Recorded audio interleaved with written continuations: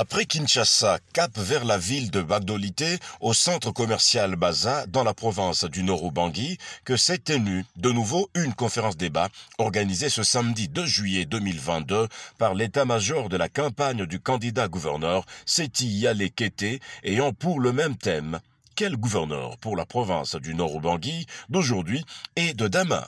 Cependant, c'était en présence des filles et fils de la province du Nord-Ubangi, à l'instar des hommes et femmes politiques de la société civile, ainsi que de plusieurs autres personnalités. Signalons qu'un mot de prière a ouvert cette cérémonie, suivie d'une brève biographie de M. Seti Yale Kété par le modérateur tel qu'il est né le 17 septembre 1974, diplômé en droit international et droit des affaires à Paris 1 Panthéon, Sorbonne, en France, chef d'entreprise et président de la Chambre de commerce maroco-congolaise.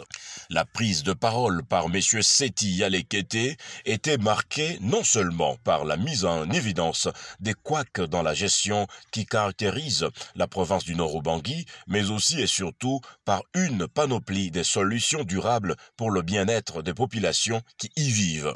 Ainsi, poursuivant son discours, le candidat gouverneur Seti Yale Kété a souligné quelques difficultés qui gangrènent la province relative aux infrastructures, aux soins de santé primaires et à l'incapacité de la province à remplir ses obligations, pour ne citer que cela. Qu'après son exposé, plusieurs préoccupations des uns et des autres lui ont été lancées, auxquelles il a répondu sans exception.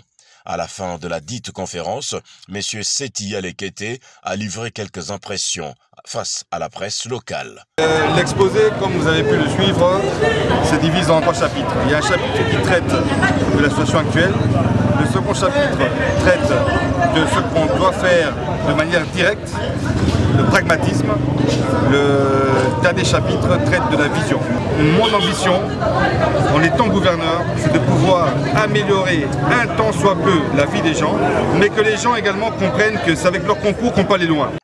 Rappelons que M. Seti Yale Kété fait de nombreuses propositions louables et salvatrices pour la dite province. Il estime que la redynamisation de l'administration publique, la meilleure répartition des ressources, la moralité dans la gestion de la chose publique, le principe de redevabilité et le VVC qu'il appelle vision, volonté et compétences sont les atouts incontournables pour le développement du Nord-Ubangi, car il n'y a pas de territoire pauvre, il n'y a que des leaders sans vision, a-t-il conclu.